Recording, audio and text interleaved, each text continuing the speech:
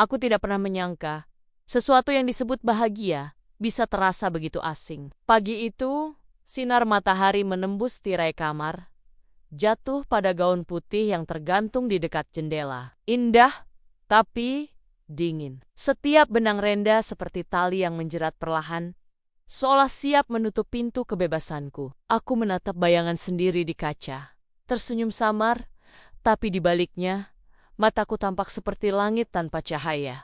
Aruna, tamu-tamu sudah datang. Kamu siap? Siap, aku tidak punya pilihan, Ma. Jangan berkata begitu, Nak. Semua ini demi kebaikanmu. Kibek, kata yang sering digunakan untuk menutup luka. Suara sendok dan garpu beradu dengan piring porselen. Tapi tak ada yang benar-benar makan. Papa duduk di ujung meja, tegak dan dingin. Mama menatapku dari seberang, cemas tapi tak mampu bicara. Bagas keluarga terpandang, dia bisa menjamin masa depanmu. Aku tidak ingin dijamin, Pa. Aku ingin dipercaya. Kau terlalu banyak mimpi, Aruna. Dunia nyata tak seindah itu. Mungkin karena Papa tak pernah membiarkanku melihat dunia itu. Suasana menjadi beku. Aku tahu, di mata mereka aku hanyalah anak gadis yang harus diam demi menjaga nama keluarga. Tapi diam terasa seperti mati pelan-pelan. Malam itu, aku melihat Mama duduk sendirian di ruang tamu, menatap foto pernikahannya. Tatapannya kosong, tapi matanya menyimpan hujan. Aku duduk di sebelahnya. Ma, apa Mama bahagia waktu menikah dulu? Bahagia itu bukan soal cinta, tapi tentang bertahan. Tapi bukankah bertahan tanpa cinta itu sama saja seperti tenggelam perlahan? Mama menunduk, menggenggam tanganku. Di genggaman itu, aku merasakan getir masa lalu yang diwariskan tanpa sengaja. Mungkin aku sedang berjalan di jejak yang sama dengannya. Dan kali ini, aku ingin berbelok.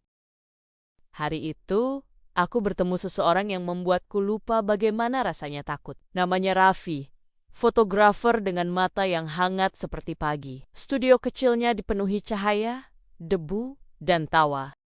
Kamu suka difoto? Tidak, aku lebih suka melihat dunia dari balik jendela. Mungkin aku bisa bantu kamu membuka jendelanya. Entah kenapa, kalimatnya sederhana, tapi membuat dadaku bergetar. Untuk pertama kali dalam waktu lama, aku merasa terlihat.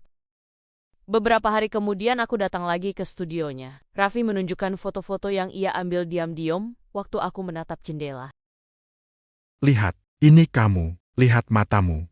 Mataku, Mereka masih hidup, Aruna. Kau mungkin merasa terkurung, tapi jiwamu belum menyerah.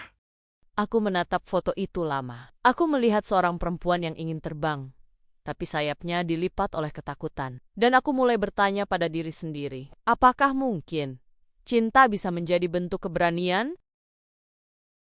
Kami bertemu lagi di taman kota saat senja. Angin membawa wangi bunga, dan langit seolah meleleh menjadi warna emas lembut. Kamu selalu menatap langit. Apa yang kamu cari?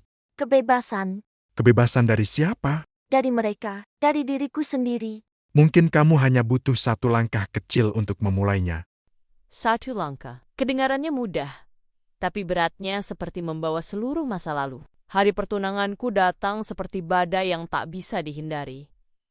Hotel penuh cahaya, senyum, dan tepuk tangan. Tapi di antara semua itu, aku hanya mendengar gema hatiku sendiri yang berbisik, lari. Kamu cantik sekali malam ini. Cantik bisa jadi topeng, Bagas. Aku tak suka perempuan yang membantah. Mungkin karena kau tak pernah belajar mendengar. Tepuk tangan mengiringi kami berdiri di pelaminan kecil, tapi aku tahu yang sedang dirayakan bukan cinta, melainkan kepatuhan. Malam itu, aku memberanikan diri bicara dengan Papa. Hujan turun deras di luar. Suara petir menggema, seperti amarah yang ikut bergetar di dalam rumah. Pap, aku tidak mau menikah dengan Bagas.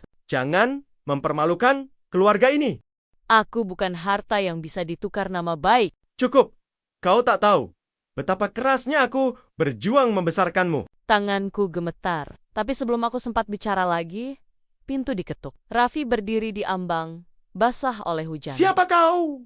Orang yang mencintai putri Anda tanpa ingin memilikinya, Pak. Papa memukul pundaknya dan mengusirnya keluar. Raffi pergi tanpa kata, tapi aku tahu. Hujan malam itu membawa keputusan besar bersamanya. Malam terasa panjang. Aku duduk di ranjang, menggenggam ponsel yang bergetar. You deserve to choose. Aku menatap layar lama, lalu menutup mata. Aruna, Papa hanya ingin yang terbaik. Tapi bagaimana kalau yang terbaik itu justru menghancurkanku, Ma? Mama tak menjawab. Tapi pelukannya malam itu bukan lagi pelukan ibu yang menyuruh bertahan, melainkan pelukan seorang perempuan yang pernah gagal melawan. Fajar menembus jendela kamar. Aku mengemasi koper kecil, mengenakan jilbab sederhana. Setiap langkah menuju pintu seperti menapaki kebebasan yang menakutkan. Kau datang. Kau yakin ini jalanmu? Mungkin tidak, tapi untuk pertama kalinya, langkah ini milikku. Bus perlahan melaju, meninggalkan kota yang dulu kukira rumah. Dan entah kenapa, meski aku menangis, aku juga tersenyum. Beberapa minggu kemudian, aku mendapat kabar Papa jatuh sakit. Tubuhku beku seketika. Apakah kebebasanku harus dibayar dengan penyesalan? Aku pulang diam-diam, melihatnya terbaring lemah. Matanya terbuka perlahan saat melihat. Kau kembali? Iya, Pa, aku pulang.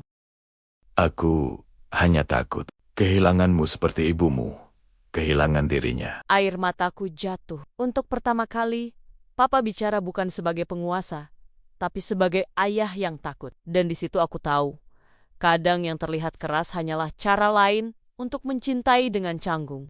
Beberapa bulan berlalu. Aku kini memiliki studio kecil. Raffi di sana, menata bingkai foto yang kupotret sendiri. Di dinding, ada foto perempuan-perempuan dengan mata yang penuh keberanian. Kau tahu, senyummu sekarang berbeda. Karena kali ini, aku tersenyum untuk diriku sendiri. Apa yang akan kamu lakukan setelah ini? Membuka lebih banyak jendela. Biar perempuan lain tahu, langit itu milik mereka juga.